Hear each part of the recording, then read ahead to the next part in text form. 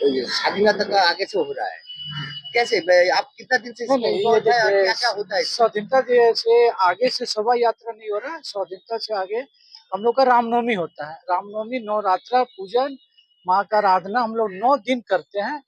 जैसे जैसे उन्नत होते गए हम लोग शोभा यात्रा कई वर्षों से निकालने लगे। अब इतने आधुनिक युग में धीरे धीरे शोभा यात्रा खूब बढ़ते गया। अब हम लोग 9 दिन पूजा करते हैं। 9 दिन देखिए हम उपवास रहते हैं, माँ की 9 दिन आराधना करते हैं। हमारे समाज के सभी स्वजातिगण माता बहने आते हैं। 9 दिन पूजा पाठ संध्या बेला होता है। 9वां दिन हम लोग पूजा करके पूजा समापन के बाद जो शस्त्र पूजा तो उसको लेकर हम लोग पूरा इस अंचल में शोभा यात्रा निकालते हैं।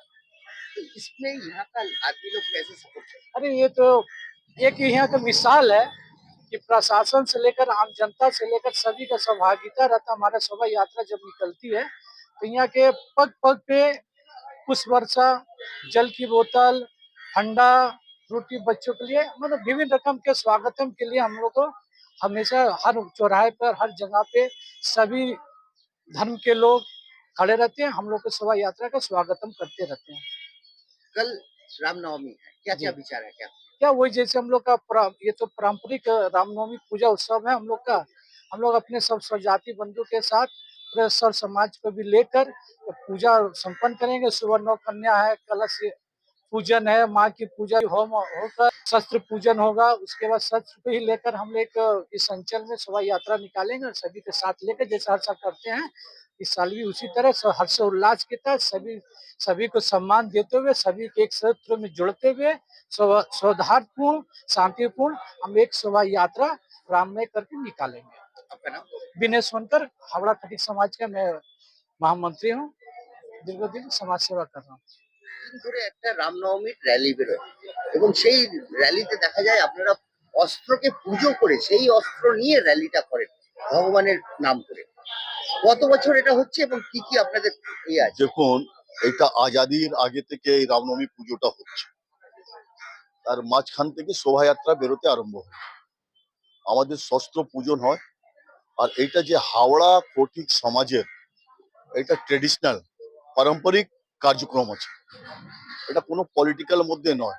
এটা শস্ত্র পূজন সমাজের দিক থেকে পরম্পরা থেকে হয়ে আসছে আর এখনো চলছে। আর পূজন হওয়ার পর হবন হওয়ার পর আমরা শোভাযাত্রাটা বেরোই, মায়ের ছবি থাকে মূর্তি থাকে রথে।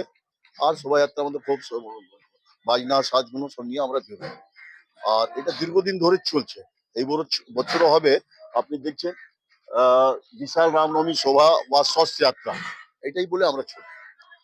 আচ্ছা, এই যাত্রায় যেটা দেখা যায় বহুদিন পুরনো এটা ঐতিহ্য যেহেতু আপনাদের আপনাদের পাশেই কিন্তু মুসলিম সমাজটা থাকে এবং তারা সেই শোভাযাত্রাতে এগিয়ে আসেন জল এবং অন্যান্য জিনিস নিয়ে।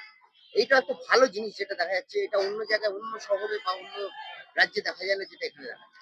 দেখুন, রাম নাম যেখানে আসে সবাই বলে রাম রাজ আসলে সবাই সুখের আর শান্তিতে থাকবে।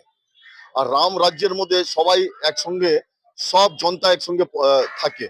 তাহলে যে পিলখানা অঞ্চল আছে মুসলিম ভাইরাও রামের অনেক শ্রদ্ধা করেন। আর আপনি দেখেছেন বরস থেকে অনেক যে আমাদের পশ্চিম বাংলায় গোলাবাড়ি থানা অঞ্চলে যে পিলখানা অঞ্চল আছে সেখানকার মুসলিম ভাইরা আমাদের সঙ্গে সমবেত হয়ে একসঙ্গে কাঁধে কাঁধ মিলিয়ে এই শোভাযাত্রার মধ্যে সামিল হন। এটা আমাদের সাংস্কৃতিক খুব গর্বের ব্যাপার।